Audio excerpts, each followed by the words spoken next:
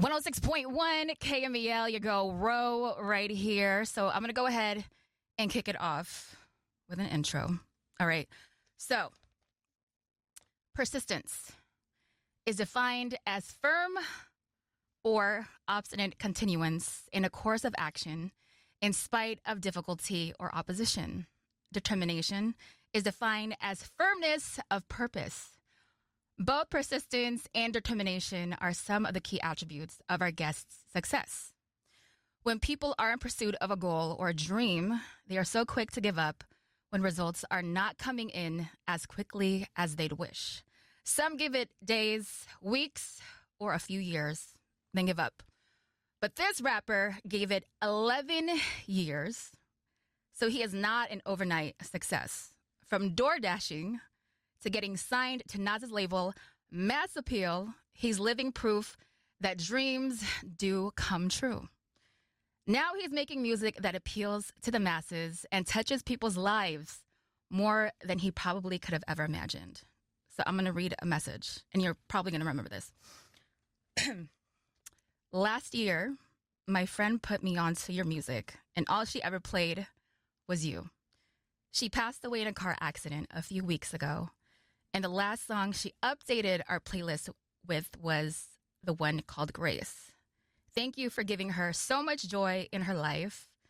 That song will always mean something to me. So we are humbled and honored to have this guest join us today, Oakland native, the singing rapper, Lou. Thank you so much for having me. Appreciate y'all. Come on. How you doing today? I'm doing amazing. Yeah. Sorry if my nose sound crazy. I got allergies and stuff. No, you good. You good. So I know you're out in LA now, right? Mm-hmm. Oakland native. Yep. How does it feel to be back home? It feels good. Like, you always need that reset. You know, in LA, it's like chaotic sometimes, craziness. Right. You know, every day. So right. When you come home, you get to be around friends and family and kind of reset and home cooked meals. Sleeping in your bedroom again. Ain't nothing like home cooked meals. On God. Hey. Yeah. So, like I said, 11 years in the making. What was your mindset throughout those years, and what was your motivation to keep you going? Honestly, you know, like on your journey, it's so many reasons to quit every day, whether it's financial struggles or mental struggles. So many mountains you got to climb. It's only one real reason to keep going, and that's like your passion for what you do. So it'd be times where I'll drop a song, and then I'll check the stats on it the next day, and it's like 7 plays or something, you know? And that's so demoralizing. But every day I just keep getting up and sticking to it. Yeah. So, I mean, obviously, the whole music thing worked out for you. Hypothetically, if it didn't, like, did you have a plan B? Do you know what you would have done if music didn't work out for you? I don't have a plan B. No. I for sure don't. It's just music for me. Music, your plan A and your plan B. On God. Yeah. So, like I said, signed onto one of the biggest hip-hop icons label, Nas, right? So how did that record deal come about? So in 2022, I had a song called Way Back When that went viral. And me and my manager, Alex, were taking like meetings with a whole bunch of different labels and stuff. So throughout the course of taking those meetings, like, we didn't really find anything that we liked. Because a lot of the people that you meet with, like, they don't really look like us, or a lot of corporate people, you know? Oh, yeah. So, like, time goes by, we just keep dropping, like, our independent hype. And then finally, someone named Mark Goodchild, he DM'd me on Instagram, because he didn't find the viral song, he found another song that was, like, didn't have that many streams that I dropped, but he loved it so much, like, the songwriting of it and all of that. So, he hit us up. He was like, yo, let's meet. And we sat down with them, and we had a couple meetings. But it just felt so organic and natural because they care about, you know, artist development. They care about quality of music. They put that over, you know, numbers and statistics. So yeah, which is practically unheard of in the music industry. Yeah, for sure. Nowadays. Which is like, yeah, that's why a lot of the times artists just prefer to stay independent, unsigned, because they get to do things on their own terms. So I'm glad that you found a deal that worked out for you. And that's the thing, like, with them, they let us do whatever we want to do, really. They're just there to assist us. So yeah. So is that what made you choose this deal over the others? Yeah, and on top of that, the actual terms of the deal were very, like, artist friendly for us. You know, if you go to, you get to keep, like, most creative control, right? Most creative control. We still own our masters. So that was very important for us. Yeah. So now with Nas basically as your boss, like what was your interaction with Nas, or has he offered you like any type of advice? I only met him one time so far, Yeah. but I don't even remember the interaction because my head was spinning. Just like the thought of like I'm meeting one of the greatest rappers that ever do this, you know. So that was just a surreal moment. I don't even remember what happened. I got my picture and that was it. Yeah. Would you say that Nas was like one of the people that you looked up to in hip hop? Yeah, for sure. Cause like my cousins listen to a lot of Nas Heavy, so that's kind of.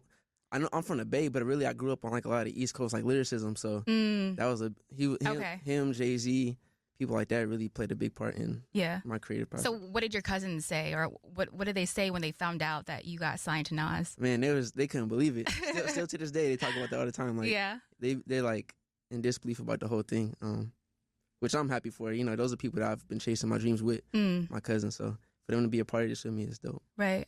So now, since being signed, I mean, now you are at a certain level, right? Would you say that people act differently around you now that you're signed? Yeah. You know, it's funny. It's like, I think a lot of people, especially back home, they don't really understand the way the music industry works and stuff. So they think like I'm the most famous person in the world now, you know, just because I signed a record deal. They don't really understand, you know, how things like that go. And a lot of my friends sometimes be like asking for money and stuff, not understanding You know, it's just a little different now. Right. It's like a new space to navigate socially for me. So with that said, you talking about the money. So say when you hit your first million, what are you going to do with that money? I'm not gonna lie, I have no idea. I have no idea. I'm such like a generous person. I be giving money out. I gotta be cool. Like I'm gonna invest in something for sure for myself. For sure. So I can make some passive income and stuff. But I'm gonna help out my people and do it. Of course. Yeah. And Dad too. You gotta help out Dad. Come on. Yeah. Happy Father's Day, by the way. We're gonna have you step in just a little bit. So now, with knowing what you know now, like what would you have done differently, like from back then? I wouldn't have done nothing different. Right? Okay. I appreciate the route I took, the journey I took. It took a long time. We still got a long way to go, but everything I've been through, everything I went through on this process, it made me who I am, and I'm proud of who I am, so I wouldn't change it. How about for artists trying to come up? Like, what advice would you give them? Advice I'll give artists trying to come up, it's going to sound super cliche, like nobody wants to hear it, but you got to believe in yourself. That's like, everyone says it, but that's the most important thing, because like I said earlier, there's so many reasons to quit or to give up, and if you got any chink in your self-esteem or your confidence, it's going to be a wrap for you. Right. You can have people around you all the time telling you, like, you should do this or maybe don't do this. So many opinions. And things inside your own head you got to battle through. So I would say the complete self-belief, you got to know that it's going to happen for you. Right. So you touched on earlier how you actually grew up listening to a lot of East Coast rap, right? And so being from the Bay, we all know that the Bay has a very distinct Bay Area hip-hop sound. And when I listened to your music, I didn't get that. And I'm actually glad that I didn't, because to be honest, I'm not going to say who, but a lot of Bay Area hip-hop artists sound the same, you know? But when I listen to your music, I don't hear that. And so with that said, would you say, as an artist, how has being from the Bay like influenced you as an artist, or how does that come through in your music? I think the way the Bay influences me isn't so much like sonically, like in the music, but I think in the way I walk, the way I talk, the way I dress. I think because people from all over the world, like whenever we go places, they could tell I'm from the Bay still. Yeah. So I just think it's in my aura, really. Yeah. Yeah, I think being from the Bay, it definitely is. It's just like an energy. It's a vibe, you know?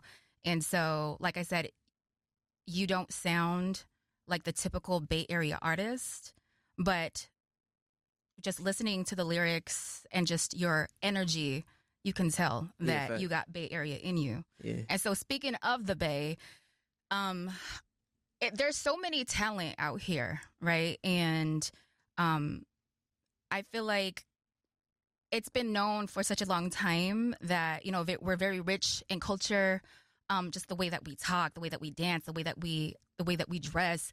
A lot of people in the industry, like they come here, or music artists, they come to the Bay, jack our lingo, go back to where they came from, and like they say that they came up with that shit, right? But like, you know, with the Bay, we are like a concentration of like so much talent, yet we're not really seen or viewed as like a hub for entertainment, like LA or like New York, right? So from your perspective, why do you think that is?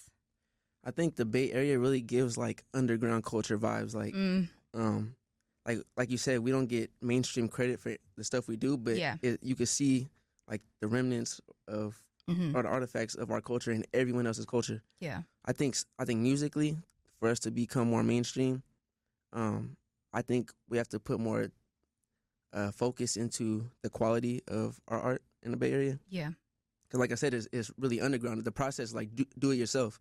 So you know, a lot of rappers out here, they write a song, record it, drop it same day. You know. Yeah. I think really focusing on the quality of what we do will really benefit us, like in a mainstream sense.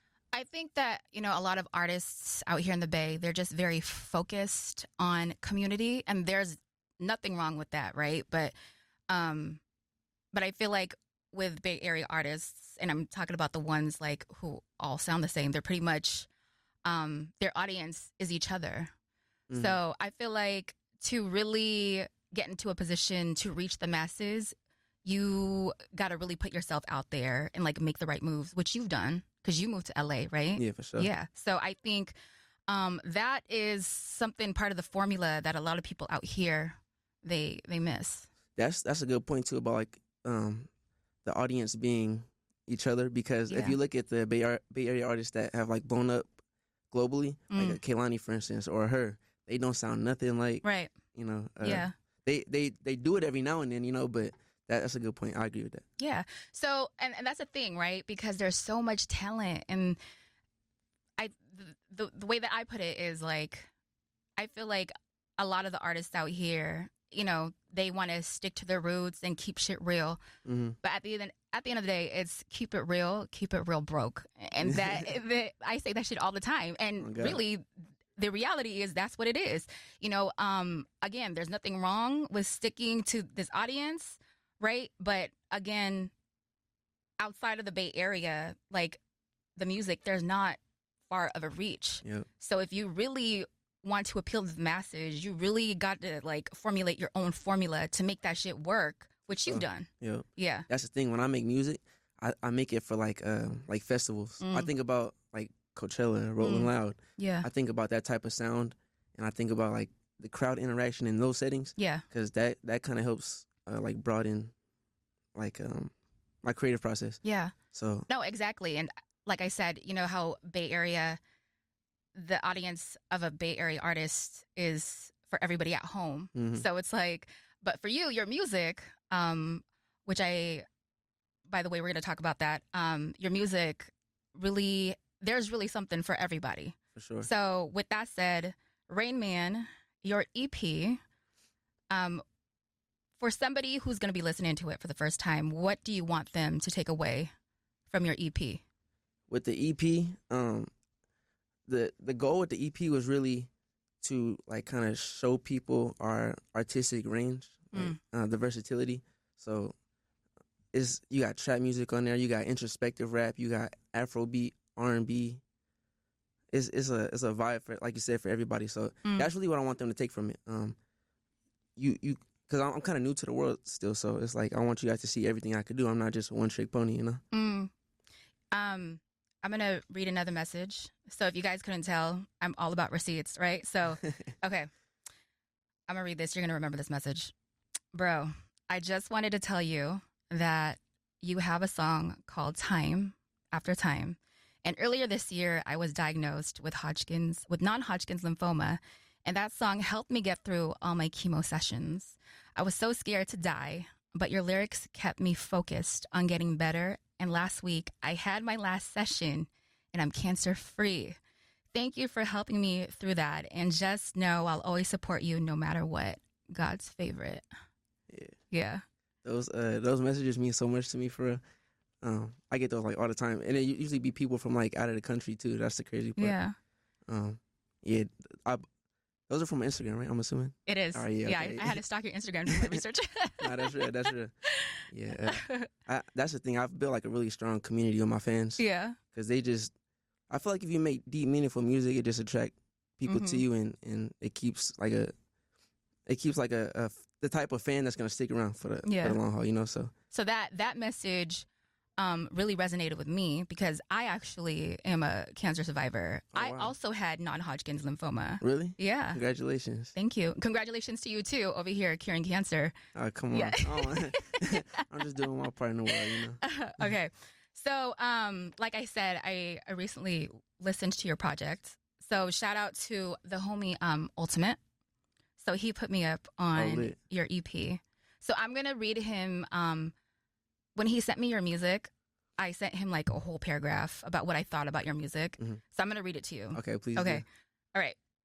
So I think it's a solid body of work, especially because he has something for the dudes and the ladies, and it doesn't sound one-dimensional. So he offers something for everybody. Good lyricist. I like that he doesn't rap about ignorant shit, just like every other Bay Area rapper. My favorite track is number 2.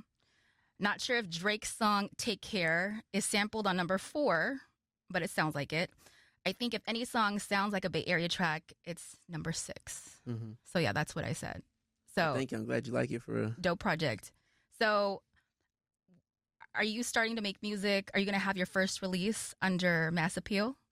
Yes. Is that in the works? That was our first release, the EP. Okay. Yeah, that was our first drop. Our first like body of work with them. Nice. Yeah. We're working on an album now, but we'll promote the EP. So what can we expect from the album? The album is 10 times better than the EP. I'm not gonna hold you. Yeah. It's a concept album, so it's like everything is sequenced and makes sense. It's like we're putting a lot of time into curating it, just a musical masterpiece. So I can imagine like rap or artists in general, they always record so many songs, but there's only like a select few that actually make it onto the album. So for you, like, what would a song have to capture in order to make it onto the album? When I work on like a body of work, I don't record a bunch of songs. I record, like, let's say I'm doing 13 songs, I'll record maybe 20 tops. So you're more intentional about it. Yeah, that's the thing. I learned that like from Drake, actually. When he made Nothing Was the Same, he did, I think, 18 songs and narrowed it down to 14. And I feel like when you work that way, it forces you to, every line has to mean something, and it has to fit into the storyline. So currently with my album, if I take one song out, it kind of crumbles the whole thing, you know what I'm saying? So I think when you work like that, it just creates a more cohesive. It's funny that you talked about Drake. Is Drake one of the artists that you look up to? He's my favorite artist, yeah. Yeah? Yeah. And it's funny because with Drake's music, I kind of see like a similar style because his music is also, it's not one-dimensional. You have something for the fellas and the ladies. And when I said singing rapper, you also a singing rapper. Yeah, for sure. You know, have you heard of Fora? Yeah. So he is another artist that like I felt that you guys had similar styles. Fora's also dope. Yeah, he is. And J. Cole. So J. Cole and Drake are my two favorite rappers. So yeah. I started off doing like the political rap at first because I was more into like J. Cole at the time. Yeah. So a lot of my content was about like politics and all of that, but I wanted to get more like into a creative bag for the listeners. So I started singing, doing catchy choruses, and Well, there you go. So in the studio joining us today, this is Father's Day weekend. Let everybody know you got Pops in the building right here. Come on, we got the El Jefe. El Jefe. Go ahead, Dad. Here. Take the mic. It's so nice for you to be joining Lou today. Go ahead and introduce yourself. Nate Seniors. Yeah. Dad, so glad to be here. So proud of you. Yeah. So, again, happy Father's Day. Thank you. Father's Day is tomorrow, but, I feel like this is your moment just as much as it is his, because they say, the child or the children are a reflection of their parents. So how does it feel to raise a superstar? To have raised a superstar? It was kind of a surprise for me because he'll tell you himself that me personally, I wanted him to go down the standard road of once he got out of high school and college and stuff like that. And you're wearing a Stanford sweater. You went Stanford? Facts. So, okay. I was hoping he would. But get a degree, find something he wanted to do. Mm-hmm. I was a little afraid of him going into this particular industry because of the just all the ups and downs, the highs and lows, and it was a little scary for me as a father. But I think it probably took me a little while longer than the rest of my family and my wife to get on board. You know, we'd be upstairs and he'd be 2, 3 o'clock in the morning doing his music, and then at some point it clicked, and I went downstairs. I started listening at the door. I said, "Man, this kid got talent." Mm. So that's when I started getting more comfortable with him being in it, because I realized this is for him, and I seen the work that he was putting in, the time and the quality of his work. Right. And I said, "Yeah, he could do this. You know, he's got the talent. He's got what it takes to do it." So Mm-hmm. I guess that's when I jumped on board. Yeah. College was not the thing. Yeah. That he's meant for. I'm gonna go back to college one day, but just not today. Stanford, right? Facts. Oh God. And you're gonna have the money to pay for your own tuition. Exactly. There you go. Yeah. So do you brag about him to like your family and friends? Oh, I just retired not too long ago. Definitely when I was working, I was constantly playing, showing his music to people, letting them hear it and stuff like that. Everybody at the job was like, excited and blowing up about it. So yeah, I took a lot of pride in that. Yeah. Do you make him rap like for everybody in the family during family parties? What I'm trying to do is get him to rap to some old school stuff. Yeah. I told him, give me an old school beat, birthday or something like that. That's what I'm trying to get him to do. Yeah. The old school beats, I think if he put his lyrics to it, I think he would tear it up. Yeah. I would do the old school stuff. It's just like this clear samples, and it's a lot. Like Yeah. You know how it goes. I mean, now you got a whole team to do that for you. So Yeah, I don't think that's facts. something you got to worry about. But what if he asked you to get on a song? Would you get on a song? Oh, heck no. Yeah. No? Oh, I thought you were gonna say yeah. That's what I thought too. Oh, heck yeah. No, maybe I'll sing a short hook or something like that. Yeah. What if I write it for you though? I don't know. Think about that one. So this I got to ask. So as a parent, when you listen to his music, like how does it make you feel?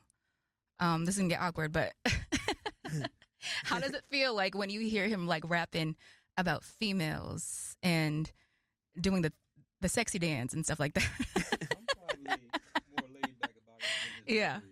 Uh-huh. Yeah, it doesn't really bother me as much as I think his mother. Mm. She would probably be like, ooh. She be rapping to it too though. Yeah. She be rapping along to it.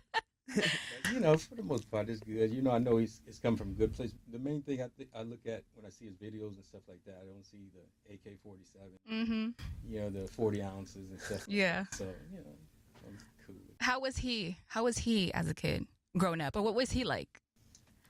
Different. Always had a mind of his own, always stubborn. Mm-hmm. This doesn't surprise me. He has an opinion about things, and if he believes in it, he's gonna stick to it. Mm. I just try to, as a father, guide him in certain ways about, like I always talk to him about ego. Mm. Control that ego, because as he rises up, he's gonna be presented with a lot of situations that most of us don't have to deal with. Right. So I try to remind him that stay one step ahead of your ego, and you'll be successful. Facts. That's a good thing to be reminded of a lot because, somebody to keep you grounded, especially in an industry like this, it's so easy to like lose yourself. That's why I'm so happy I got as far as my family goes, everybody don't even really care about like fancy stuff and all that. So when I come home, it's just like same old, and like my team, between my management and my producers, everybody, like we all close. So we keep each other grounded. We'll check each other, you know what I'm saying? Like it's that's the type of people you want to have around. For you sure. know? You don't want a yes man on you at all. No. Because we know how that would work out if you had a yes man on your team. Oh God. So, Dad, when he got signed on a mass appeal, what was your reaction? Because I think I saw Mom's reaction, right? You were on FaceTime with Mom. Was that her? Okay. Yeah. I got something in my eye. Yeah. Did you? Oh. Yeah. Oh. I mean, real. obviously you're very proud. Oh, for sure. Yeah. So like I said, it's Father's Day weekend. Tomorrow is Father's Day. As a father, what do you want to say to Lou? We're about to have like a Maury moment right here. There won't be a dry eye in the building.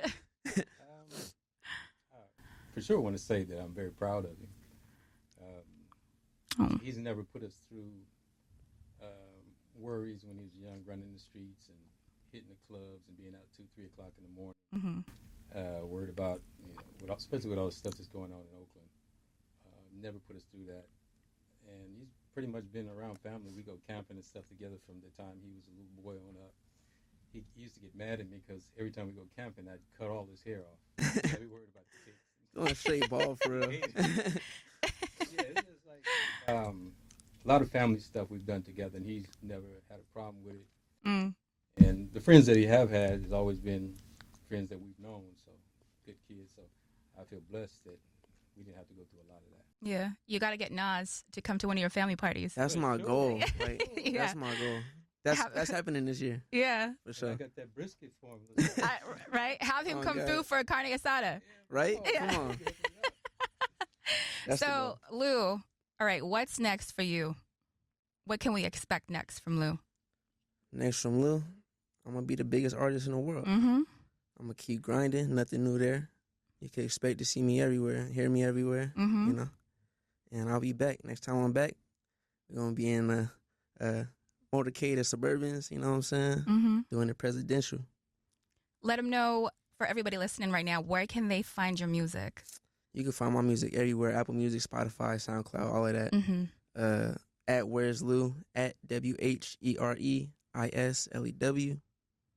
And yeah, tap in with me. Hey, there you have it. Lou, thank you so much for stopping by, Dad. Thank you. Once again, happy Father's Day. Happy Father's Day. Happy for you both. Congratulations. Lou right here, 106.1 KMEL with your girl Ro. Check it out, KMEL.com. Yay.